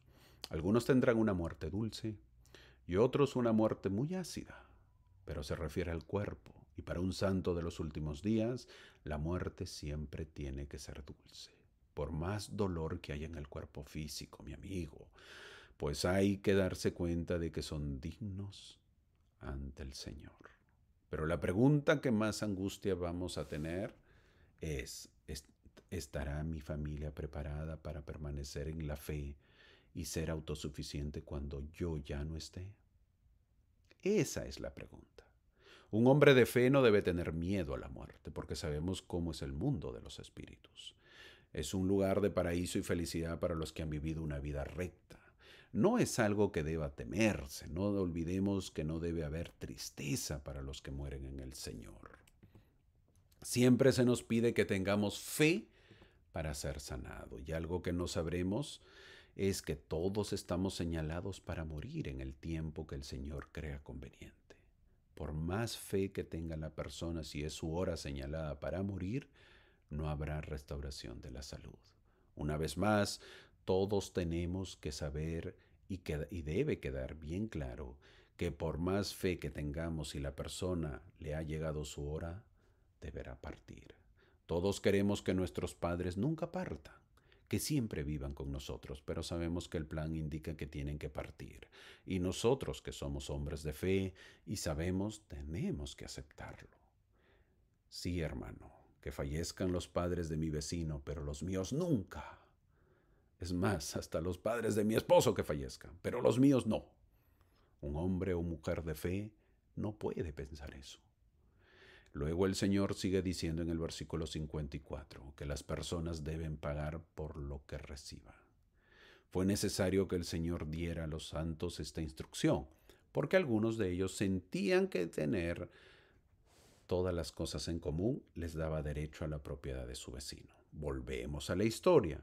Cuando los santos llegaron a Ohio, Kirtland, el plan de acciones comunes, tal como lo practicaban los cristianos que vivían en esa zona, fue abandonado por la ley más perfecta del Señor. ¿Cuál es? La ley de consagración y mayordomía. La ley de consagración y mayordomía, tal como lo practicó la iglesia desde 1831 hasta 1833, no duró mucho. Toma nota de los años, es decir, no duró mucho tiempo esta ley porque requería que los santos transmitieran todos sus bienes, bienes muebles e inmuebles al obispo. A cada persona se le otorgaba la mayordomía sobre los recursos necesarios para el sustento de su familia, según las necesidades y las circunstancias. Las ganancias excedentes se devolvían al obispo, que las distribuía donde se necesitaba. Los cambios posteriores en la ley permitían la propiedad privada de los bienes, y solo el excedente se entregaba al obispo, solamente el excedente. La ley de consagración y mayordomía no era un principio fácil de aceptar y vivir para muchos de los santos, ¿ah? Y no crean que digamos, no, en ese tiempo no, ¿cómo no lo hacía? ¿Ah? Si ahorita dijesen, muchos se van de la iglesia. En mayo de 1831, José Smith recibió una revelación sobre cómo los miembros debían conducir sus asuntos temporales mientras estuvieran en Thompson, Ohio. Se les dijo que consagraran sus propiedades al Señor por medio del obispo Partridge, quien entonces asignaría a este pueblo sus porciones, cada uno igual según su familia, de acuerdo con sus circunstancias y sus deseos y necesidades. Sin embargo, cuando el obispo Partridge intentó poner en práctica la ley de consagración, surgieron conflictos. Era de esperarse. Eso es normal, ¿no? ¿Qué vas a esperar? Por ejemplo, al principio Lehman Copley, así se llama un señor, un hermano, un converso estaba dispuesto a compartir su granja. Al cabo de 2 meses rescindió su oferta, dejando a muchos de los santos sin hogar. La ley parece fácil, pero no lo es. Se tiene que definir mucho. Se tiene que dar muchas normas, porque cada familia es diferente a otra. Muchas normas, muchísimas, ¿no? Esto se tiene que poner un orden. Luego el Señor manda que se enseñen las escrituras a todos los hombres, un mandamiento que sigue hasta el día de hoy. La prédica del Evangelio es lo que ayudará a que el reino de Dios cada vez esté más cerca. El Señor sigue diciendo a su pueblo que se movilicen al oeste. El versículo 64 lo dice así. No olvidemos que esta sección es dada en 1831. Y en abril de 1847, los pioneros comenzaron a migrar, a mudarse en caravana. Y no solo eso, sino también les menciona en el versículo 67 del establecimiento de la Nueva Jerusalén. Los siguientes versículos hablan de remuneraciones al obispado. Quizás estés pensando, ¿y por qué no se paga en nuestros días? Y hay que saber que en esos tiempos el obispado se encargaría de la consagración. Es decir, que tenía que ver la parte temporal. En estos tiempos no es así, sino que el obispado solo se encarga de la parte espiritual. Y la iglesia tiene o contrata gente para que se encargue de la parte temporal, los cuales son hermanos que reciben un sueldo. Esto es en todos los países. La iglesia no tiene un clero pagado en nuestros barrios. Luego habla del liderismo que debe haber en la iglesia con respecto a la dignidad. Si hay alguien que debe ser amonestado, el líder es quien tiene que hacerlo para salvaguardar el buen nombre de la iglesia y para que el hermano pueda encontrar la salvación. El versículo 84 al 87, los versículos, dice: si un hombre roba, hurta, miente, debe ser entregado al país. Algo que debemos saber es que la iglesia tiene que cumplir la ley del país. Como saben, esto va a doler un poco, este 2025 asumió la presidencia de Estados Unidos el presidente Donald Trump y ha ordenado que la ICE, así se le llama, ICE se escribe en inglés, en español, perdón, pueda deportar a todos los ilegales. Estamos hablando de documentos, que no tengan documentos. Como la ley que ha sido muy exigente, entonces la pregunta que surgió es, los miembros que no tengan papeles, miembros estoy hablando, que no tengan papeles, ¿no van a asistir a la iglesia? Porque decían que podían entrar a las iglesias y arrestar a los que no tengan papeles. En mi estaca, por ejemplo, dijeron que habría reunión, emergencia, reunión de liderismo para ver estos temas y luego comunicar a la membresía. Mi buen amigo, si no has leído las escrituras, vas a estar en incertidumbre siempre. ¿Qué puede hacer la iglesia con respecto a la ley que da el país? Te lo deletreo para que no se te olvide jamás. N-A-D-A. Nada. No puede hacer nada y no es solamente en Estados Unidos, sino que en todos los países, para que se entienda más. ¿Qué pasaría si un presidente destaca? Te lo voy a poner así. Es ilegal en documentos en este país de Estados Unidos y el ICE, quiere decir los encargados de migración de Estados Unidos, lo arrestan. ¿Qué puede hacer la iglesia? El presidente destaca. ¿Qué puede hacer? NADA. Nada. En la misión, por ejemplo, yo tuve un compañero peruano que fue llamado a servir a Colombia. Pero como sus papeles no llegaban, él sirvió en mi misión, es decir, en Perú. Y estuvo varios meses, ¿ah? Hasta que llegó sus papeles, hasta que llegó su permiso para que él pueda predicar el Evangelio en Colombia y pueda irse como debía ser. Es decir, la iglesia no permitiría que un misionero esté sin papeles en un país extranjero. No, no puede, no lo acepta la iglesia. También menciona casi al final, para reconciliarnos con el hermano en el versículo 88, a solas, es decir, que no se enteren los demás. Así termina la sección 42. Entramos a la sección 43, donde dice que el Señor hará resonar su voz desde el cielo. Pero veremos la historia para que se entere o enteremos o nos demos cuenta de por qué se da esta sección, la sección 43. José Smith recibió la revelación de la sección 43 poco después de su llegada a Ohio. La necesidad de guía parece haber surgido de un cuestionamiento a la función de José como revelador para toda la iglesia, similar a la controversia ya que hubo de unos meses antes en torno a Hiram Page. ¿Te acuerdas? Como vemos en la imagen, José Smith con Hiram Page, el del sombrero. Y su piedra vidente, ¿te acuerdas de su piedra vidente? Eso lo vimos en Doctrina y Convenios sección 28. Entonces surgió la pregunta, ¿quién tiene derecho a recibir revelación en nombre de la iglesia? La sección 43 es una de las revelaciones más hermosas y poéticas de José. Es un texto escatológico. Toma nota, siempre te enseño algunas palabritas para ir conociendo. ¿Cómo lo dijo, hermano? Escatológico, es un texto escatológico. ¿Qué significa? ¿Qué significa? Que aborda el fin del mundo y los eventos que conducen al regreso del Salvador. Pero quizás su contribución más significativa de esta sección sea su solución al antiguo y desconcertante problema de la revelación. La sección 43 aprueba la revelación personal y establece límites de la revelación. Solo José Smith o sus sucesores autorizados, es decir, sus profetas, revelarán la voluntad del Señor para toda la iglesia de Jesucristo. John Whitmer, que estaba como historiador, escribió después lo siguiente. Dijo, por aquellos días vivía una mujer llamada Humble, que profesaba ser profetisa del Señor y afirmaba haber recibido muchas revelaciones y sabía que el libro de Mormón era verdadero y que debía convertirse en maestra de la Iglesia de Cristo. Parecía muy santurrona y engañó a muchos, quienes no pudieron detectar su hipocresía. Otros, sin embargo, tenían un espíritu de discernimiento y sus locuras y abominaciones se hicieron manifiestas. El Señor dio revelación para que los santos no fueran engañadas, escribió John Whitmer. Fin de la parte que mencioné. La revelación entonces recae para nuestra iglesia sobre los profetas, sobre el profeta y los apóstoles, tal como vemos en la imagen tomada en el templo de Italia. Aunque a decir verdad, esto es una foto antigua, porque sale todavía el apóstol Ballard, ahí que ya ha fallecido. Vamos a poner una foto nueva, moderna. Esta es una foto más moderna donde sale el nuevo apóstol inglés, que se llama Patrick, el que está paradito a la derecha, el primerito, del lado derecho. Sigamos y veamos un poco más de la historia.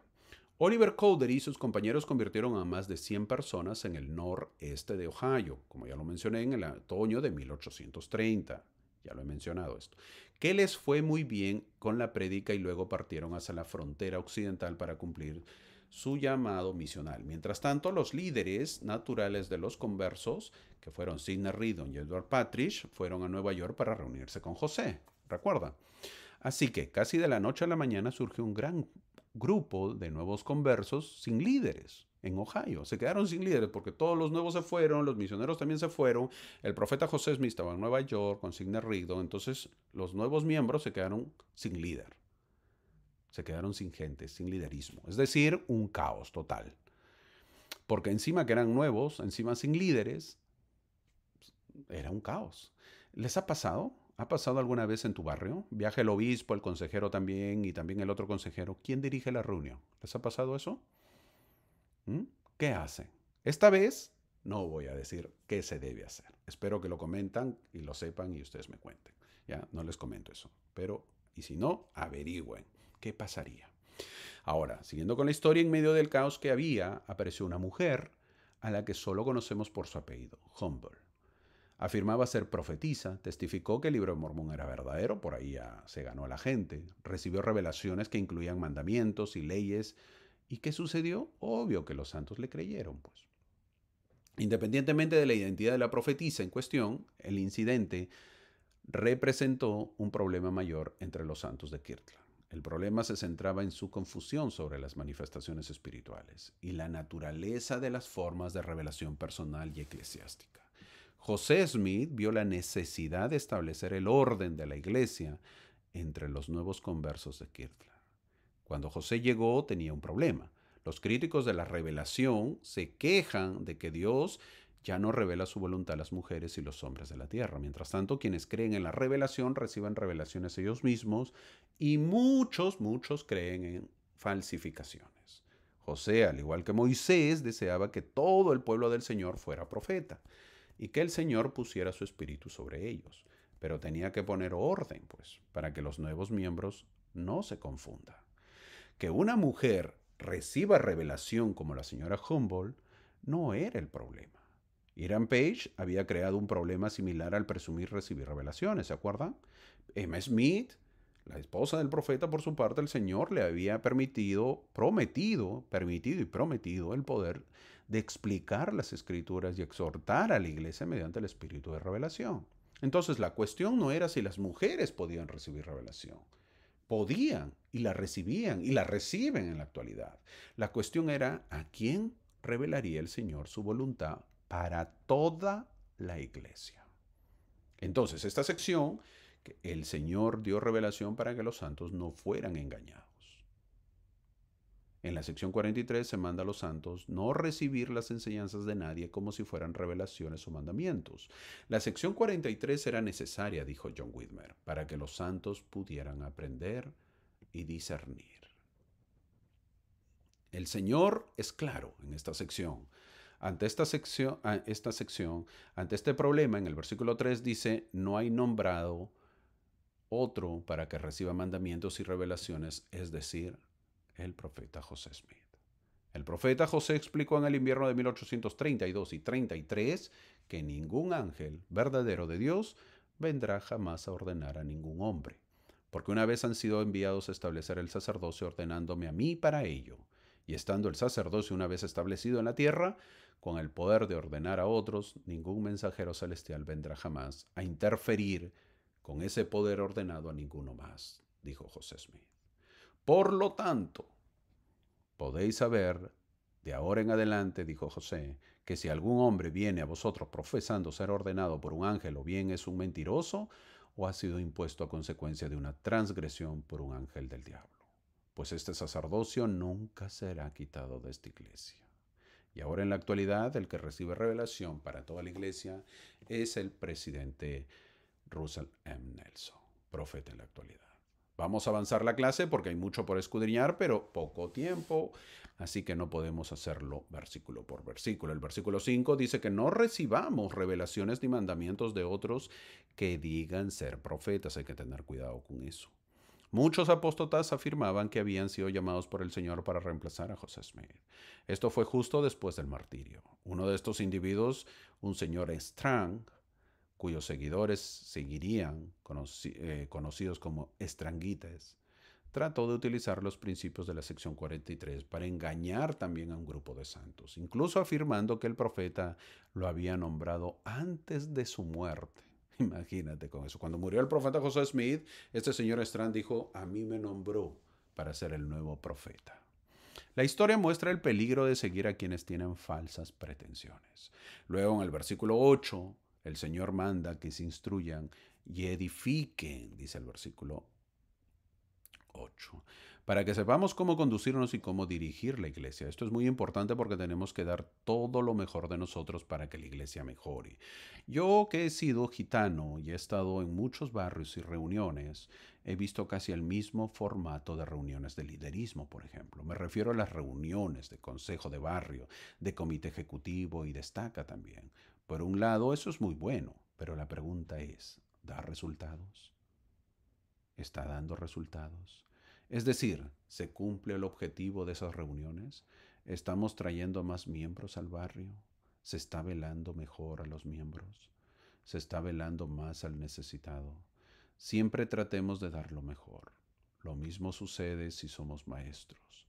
Preparemos nuestras clases con mucho tiempo, con mucho amor. Pensemos en cómo edificarnos. Evita la actuación interesada y la vanidad si vas a dar la clase, mi amigo. Preparen bien las lecciones, den mensajes basados en las escrituras, enseñen la doctrina revelada, den un testimonio sincero. Una vez más, evita la actuación interesada y la vanidad si vas a dar una clase. Olvídate de cómo estás vestido. Prepárate para dar una clase. No hables mucho, pregunta más y deja que con tu pregunta la persona o el miembro a quien le estás haciendo la pregunta reflexione en su corazón, en su mente y deja que hable el espíritu. No es mejor maestro el que habla y habla y habla y habla. No, es mejor maestro el que pregunta y poco habla. Te lo dice a alguien que tiene un poquititito de experiencia. Hermano, pero usted habla aquí todo. Obvio, pues yo tengo que hablar porque ¿a quién pregunto? Esto es diferente, esto es una clase monótona. Pero en cambio tú cuando das clase de seminario, cuando das clase de la escuela dominical, cuando das clase de la sociedad de socorro, del sacerdocio, no es clase monótona. No es un mensaje, es una clase, entonces tienes que interactuar con las personas. También manda en el versículo 11, que se está marcando, que se limpie la iniquidad que hay. Los que tienen llaves tienen la responsabilidad de mantener la iglesia limpia de toda iniquidad. En el versículo 13 el Señor dice que son muchas responsabilidades de guiar la iglesia y criar una familia. Era difícil que el profeta encontrara el tiempo necesario para hacer una traducción de la Biblia. Sin embargo, la importancia de la obra no permitía demoras injustificadas. Nadie más podía hacer la traducción, pero había otros que podían ayudarle con sus necesidades temporales. Así que den de comer al profeta, ropa y cualquier otra cosa. En la época en que se recibió esta revelación, el profeta se ocupaba diariamente de la traducción de la Biblia. Imagínate, o sea, no tenía tiempo. La revelación es más significativa cuando se lee con esa comprensión. Tenía que mudarse, trabajar, ver por su familia, traducir la Biblia, ver la iglesia reciente. ¿Era fácil? Es complicado, necesitaba ayuda. También menciona que los líderes han sido enviados a enseñar y no para que les enseñen, dice el versículo 15. Esto aplica a nuestros misioneros. A veces los misioneros cometen el error de olvidar para qué fueron enviados. No pueden permitir, y escucha bien lo que yo menciono, no pueden permitir que se les enseñe, sino que han sido llamados a enseñar. No estamos aquí para que nos enseñen. Estamos aquí para enseñar. No debemos ser enseñados por el mundo. Nosotros somos los maestros del mundo. Eso no lo debemos olvidar. Y para eso un misionero tiene que estar activo, tiene que estar 100% despierto. Llegó alguien nuevo, miro, yo ataco. Ataco quiere decir voy, me siento a su lado, me presento, le saludo, le doy la bienvenida, me siento a su costado. Mi compañero ya está a su otro costado averiguando y si tiene hijos también, ya averiguo sus nombres, sus edades, qué edades tiene. Eso tiene que ser un misionero. En el versículo 18 habla de la resurrección de los justos y ojalá que nosotros seamos los primeros en resucitar.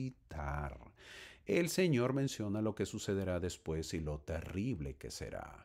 El versículo 26 dice algo duro para muchos y no nos gusta oír o leer esto. La copa de la ira de mi indignación está llena. ¿Cómo estará ahora en 2025? No quiero imaginarme, pero debemos saber que el plan del Señor es un plan de vida. No es la voluntad de Dios que la destrucción deba preceder el cumplimiento de ese plan. Es una desafortunada necesidad impuesta por la conducta rebelde de muchos de sus hijos. Ante eso nos pide en el versículo 28 trabajar por última vez llamando a los habitantes, es decir, predicar. Sabemos que vivimos en la dispensación de la plenitud de los tiempos, la última dispensación del Evangelio antes del milenio. No hay otra más, mi amigo. No habrá apostasía. A nosotros nos toca recibir al Señor en su venida. Y demos gracias por ello. Que nuestras oraciones pidamos. Gracias porque estamos viviendo tu última dispensación. Como dije al comienzo, esta sección habla del futuro. A eso se llama escatológico. Es un texto escatológico, aunque en nuestra iglesia no se usa mucho esta palabra, no por eso no debemos saber lo que significa, sino al contrario, debemos saber. Así que ya saben una palabra más para su diccionario. ¿Y qué es lo que ocurrirá entonces? La secuencia es, primero, destrucción de los malvados, segundo, el milenio, tercero, un pequeño tiempo que se dará para que las personas vivan y se arrepientan, y cuarto, el fin de la tierra. Entonces la tierra será celestializada y los santos lo heredarán y habitarán por los siglos de los siglos. Mientras los santos reciben su herencia, los hijos de la perdición irán al fuego inextinguible, como testifican repetidamente las escrituras. Eso. Hermano, ¿podría explicar un poquito más esto? Leemos el versículo 34 que dice, atesoremos estas cosas en el corazón y dejemos que reposen en nuestra mente las solemnidades de la eternidad. Meditemos, pensemos en esos momentos que pasarán, pensemos en las escrituras, obtengamos una revelación personal. Entramos a la última sección de esta clase, la sección 44, conocida como la Cuarta Conferencia General de la Iglesia.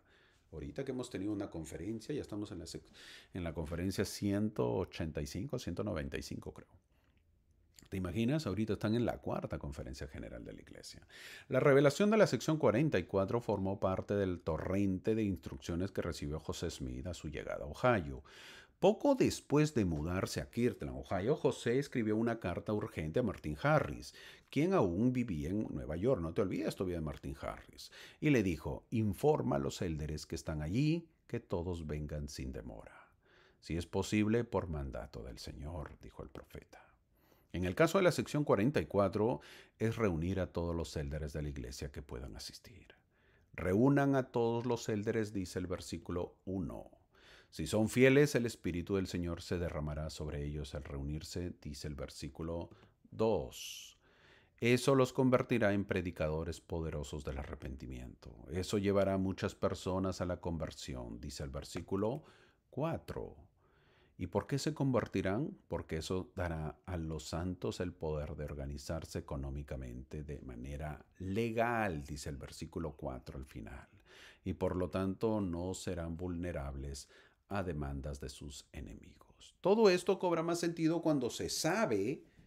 ¿A qué se refiere eso, hermano? Cuando hay que saber que en Ohio, la ley de Ohio, exigía que 20 miembros de una iglesia se reunieran para elegir a sus directivos y que el secretario del condado registrara su organización para que la iglesia tuviera reconocimiento legal y pudiera poseer propiedades, pues. No es la misma ley donde estaba en Nueva York, que eran de 6, no, aquí eran 20. Si no, no constituían una iglesia y por lo tanto las propiedades vienen a ser un problema. Había que cumplir la ley que manda el Estado, siempre la iglesia cumpliendo lo que dice la ley. Luego el Señor menciona que siempre deben velar por los pobres, visitarlos, ver por los necesitados. La reunión de los santos en Ohio llevó a hombres prominentes y poderosos, no miembros, entre ellos por ejemplo Everhope y Grandison Newell, a oponerse a la iglesia económicamente, en la prensa y en los tribunales. Gente muy poderosa, ¿eh? Previendo la necesidad de organizarse y el antagonismo que experimentarían los santos. Es por eso que el Señor reveló la sección 44. José escribió a su hermano Jairo, que estaba en la misión, creo que sería mejor que vengas al país inmediatamente, le dijo. O sea, necesito refuerzos. Vengan, vengan todos. El profeta José Smith dijo que hizo que la iglesia nombrara una conferencia que se celebraría a principios del mes de junio. En Doctrina y Convenios, sección 20, versículo 61, el Señor había instruido a los élderes de la iglesia para que se reunieran en conferencia cada 3 meses. Hasta ahora, después de la fundación de la iglesia el 6 de abril, se habían reunido el 9 de junio de 1830, el 26 de septiembre de 1830 y el 2 de enero de 1831. Al final de esta conferencia en Fayette, Nueva York, no se fijó una fecha para la siguiente conferencia porque los santos de Nueva York se trasladarían a Ohio en la primavera y por lo tanto no podrían reunirse hasta después de esa fecha. Por lo tanto, se decidió que se programaría una conferencia en Kirtland del 3 al 6 de junio de 1831. ¿Cuán importancia le daban a las conferencias de la iglesia en ese entonces? Hoy las conferencias son semestrales, cada 6 meses, y cada vez llega a más personas en directo, en la comodidad de sus hogares.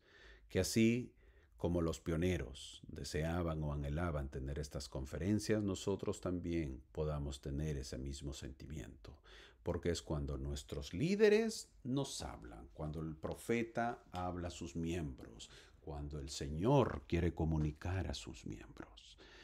Hemos aprendido esto en esta clase. Hemos visto la ley de consagración. La ley del diezmo es la ley que tenemos que vivir. Estas poderosas clases, mi amigo, son para poder fortalecer nuestro espíritu y saber que debemos prepararnos. Saber de que nos falta muchísimo. Saber que tengo que desprenderme de las cosas materiales. Saber que tengo que volverme más espiritual. Hermano, mi casa, tengo que donarla. Yo no sé, mi hermano. Lo que yo sé es que tenemos que desprendernos de las cosas materiales. Tenemos que buscar y anhelar que se den conferencias para que podamos ser nutridos espiritualmente. Eso hemos aprendido en esta clase. Espero que te haya servido, que te haya ayudado y que hayas disfrutado tan igual como yo. Muchas gracias por acompañarme. Te espero la próxima semana.